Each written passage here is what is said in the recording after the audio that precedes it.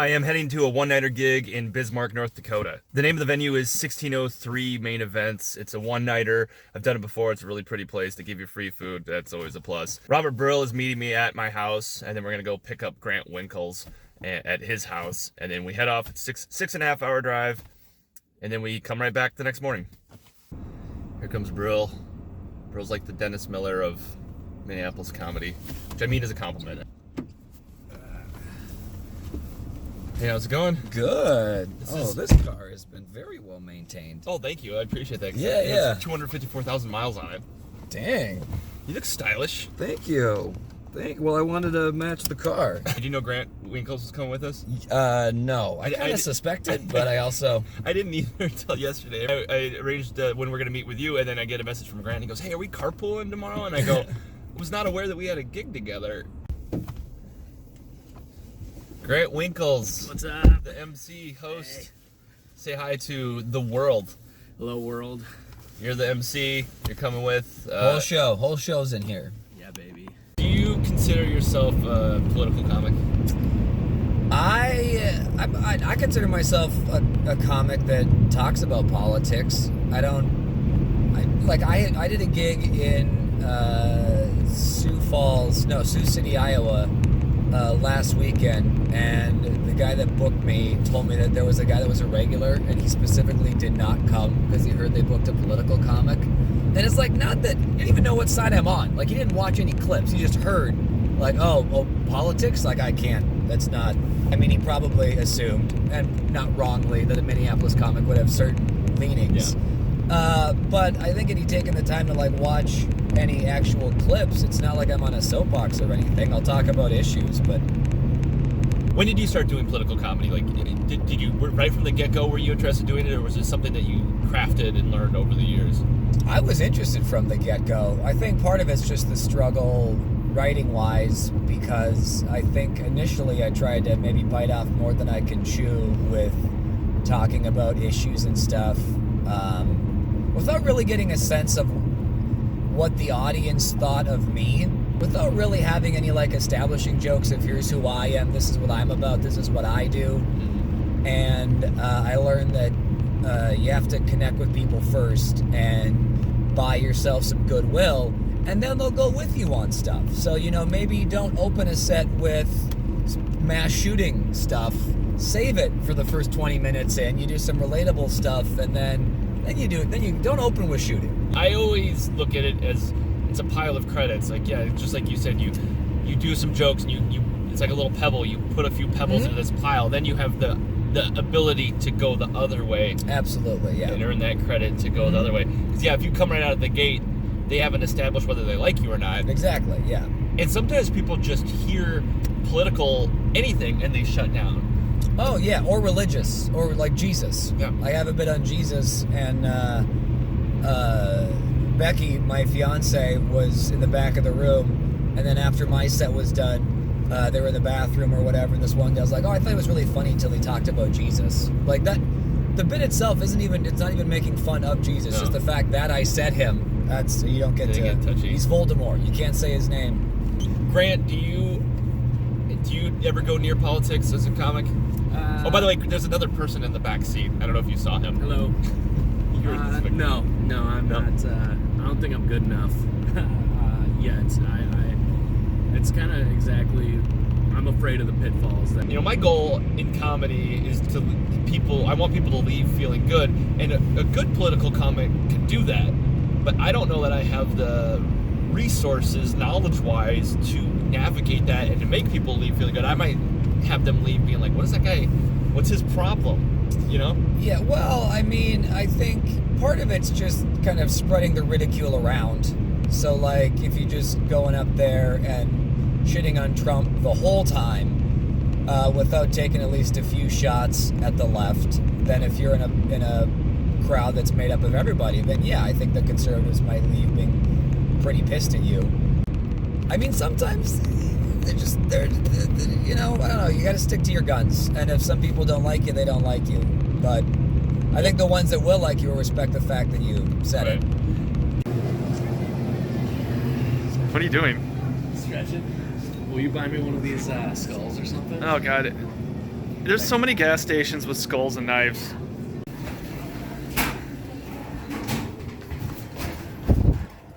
That place reminded me of something in a movie where you go in there and you never leave.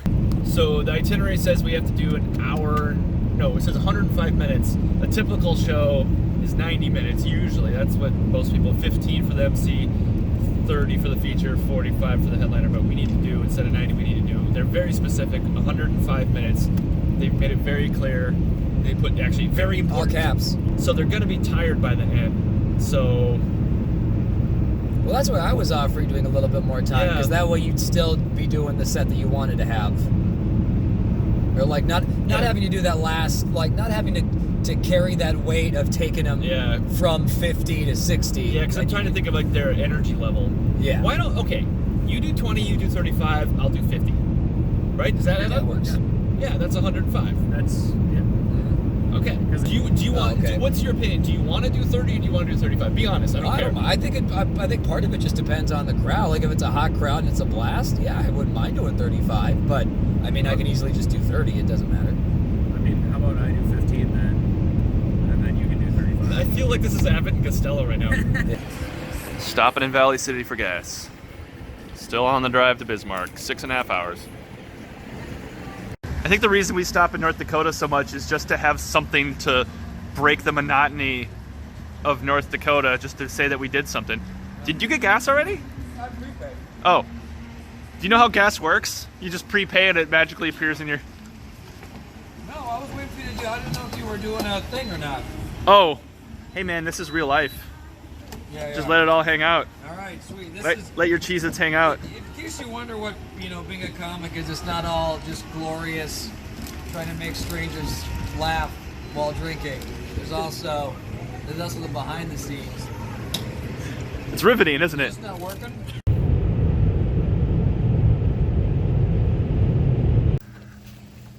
This is the longest walk towards an elevator I've ever... We've been walking for... Yeah, this is too much. Did the sign said elevator this way, right? Yeah. We're in shape. Imagine the average Bismarck. Seriously? Is that really all it takes?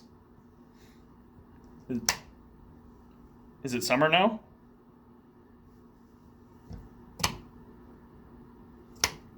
What does this do?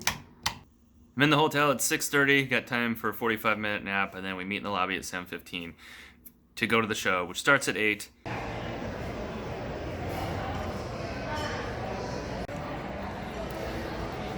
I think she thinks you're the headliner. She keeps talking to you. I think it's the hair. It could just be the hair. I think it's the hair. You have a little Superman coil going on? Yeah. While I was brushing, I was like, oh, I got to keep that now. I can't touch it. How's the food? The food's very good. The food is... You killed that Maniscotti. Oh, yeah. Is that what it's called? Is this candy yours? Well, maybe. She said there's some wedding stuff, though. Maybe that was just... I don't think... Oh my god, it's my dream. So yeah, her description for this show was that it's basically a corporate, in essence, and it's a bunch of different companies, small businesses that they have once a year. And last year, the people got too raunchy. She didn't tell us to be clean, but I get there's a difference. She's like, they were like, what's the word? Well, she used, they used, and people got up and left before the headliner. That's the worst, man. If you walk the whole room as a feature, holy cow. I imagine since they had a bad experience last year with somebody being raunchy, they're going to be a little nervous until they see what you're like. Yeah. You know what I mean? Well, I wonder if it's like... So don't be surprised if they're a little cold at first, because they're just feeling you out. I'm never surprised when they're cold at first. I would just reassure them off the bat and tell them you're not going to say cunt. So this show in Bismarck, I'm probably not going to get too political based on the demographics and stuff. But I do have some... What's the demographic? Well, I mean, conservative. Yeah. Rural, I suppose.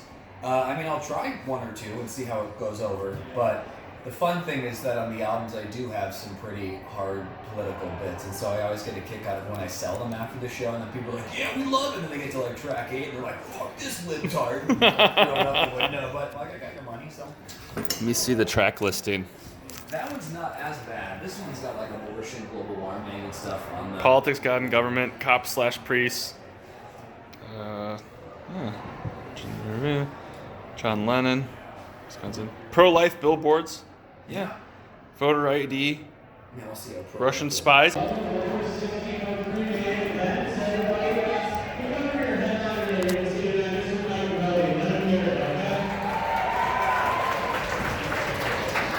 Give it up for your feature comedian tonight, Robert Brill. All right, all the way from Minneapolis. My name is Grant Winkles. I'm going to be the host for the evening. Grant's doing good. He's the MC. Crowd seems good. There's about, 150 people here. It's a big room, but it's very beautiful, and I think we're going to have a good show. They're all different people from different businesses, but which can be tricky because some of them could be one way conservative or something, another could be left lean. They could be old, they could be young, so it's kind of not a uniform audience, but I think it's going to go well. They hired a woman actor to play Ebenezer Scrooge in A Christmas Carol last year. You know what I say to that? Good. And you know why? I like a man who drinks while he stretches. Yeah, right. All right, well, your feature comedian tonight is a stand-up records recording artist. He just put out his second album on the label. Please, everybody, give it up for Mr. Robert Burrell.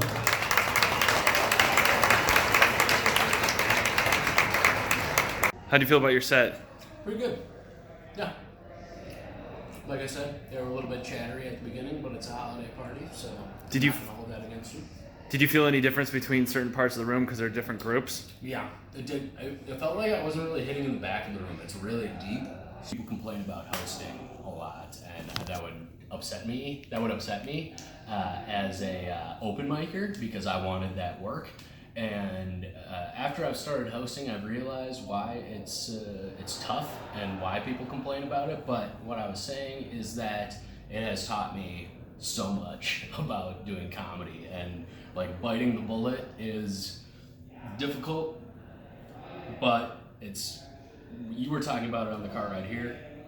It's something that gives you a lot of skills in other areas, or at least for me, that's what it's been like, and it's given me a lot of gratitude for times when I don't have to do it, and gratitude for the hosts, because it's basically your job to go up there and warm up the crowd. That's it. So you don't get to really murder, and then you watch the other people on the show. If you do your job right, they go up and they do really well. And sometime before I started featuring a little bit, that was very frustrating to me to watch other people have good sets and feel like I bombed. But Maggie Ferris said something very good to me. She's like, "That's your job." And she didn't say it in a mean way or anything. That was a sage piece of wisdom, because that is my job. Well, it's a whole level of training that if you don't focus on it, a good comic will do as much of it as they can when they're at that level, because it's a whole level of training. It's like being in some other profession and you skip a whole level of training and then you're not as good of an employee because you haven't gotten that training. Yes. So, yeah, everybody wants to get past that point, but it makes you a more complete comic by doing it. If you could master being an MC, you will fly through being a feature, and it'll make you a better headliner. So yeah, it's definitely, a good comic always never takes an MC thing lightly. My favorite moment in the Democratic debates, because it usually happens once a debate, and it'll be a different candidate, but at some point, and usually unprovoked, one of the candidates will say something along the lines of, "And Flint, Michigan still doesn't have clean water." And they get an applause break, and they score political points for saying it, and that message gets out there, which I guess is good. But every time it happens, I can't help but feel a little sorry for what I assume is the lone dude working the Flint tourism office that day. Watching it on TV, like, but we have other stuff. God damn it, you really hammered us on this poison water. All right, you guys ready for your headliner of the evening? Come on, you can do better than that. You guys ready for your headliner of the evening? All right, you might recognize him from SiriusXM Radio or his new Dry Bar comedy special. Everybody, please make it loud for Mike Brody.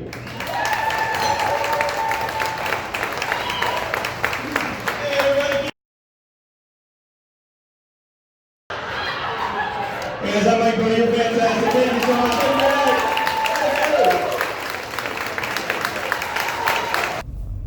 That show was really fun tonight. I thought the crowd was really good, and that everybody did good. I don't think anybody was bad. No. We've entered a new level of trust as I'm going through the drive-through ATM with Robert's check. I trust him. I'm right here. His PIN number is apparently the only source of entertainment in all of Bismarck, other than us. Yep. It's the AMC. We're gonna go see Star Wars. Gateway Mall. Take a quick pan of this parking lot. There's got to be at least 85 people here for this screening. This is it's a miracle we got parking. Do you even like Star Wars, or you just need something to do in Bismarck? A little of both. Going to sleep. It was a good show. Watched Star Wars, and now I have to try to go to bed, and we got to get up in the morning and drive back. Hopefully no snow. I was really happy with that show. Did a lot of crowd work, which I really enjoyed doing. It was really seeming to connect on that, and it always feels good when you're really hitting the crowd work. You feel like you're like meditating, like everything. You just don't think. You just kind of open up your mind and just. And I really felt good with that tonight. So had a good time, and now I'm really tired. It's like 2 a.m. Star Wars is really long, so going to bed. Rise and shine. Time to drive home.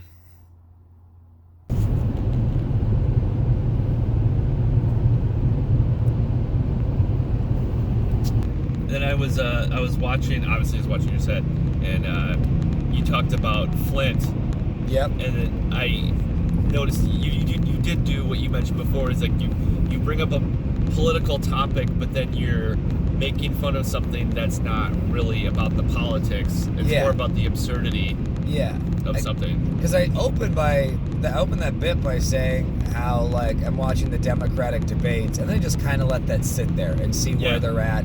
Because then I think they're thinking, oh, okay, is he going to make fun of Democrats? Is he going to do this?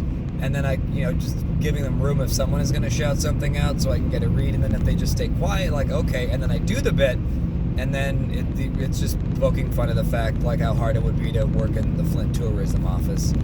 And so I have some jokes about that. And then I close it, and then I think from that point on, I've kind of switched expectations a little bit, where just because I set something up, it seems like I'm going to get political, doesn't necessarily mean I'm going to be partisan or take a side or anything. Because they did, like, I noticed them climbing up when you're going there. You're talking about the Democratic debates. Yeah. But then there's almost like a relief laugh. Yeah, like I think without even trying to, but just subconsciously through doing that joke over and over, I do sort of like introduce tension. And then, I think there is, now you pointed out, like you can definitely sense a release when they're like, oh, he's not gonna tell me why Elizabeth Warren's the best candidate or whatever.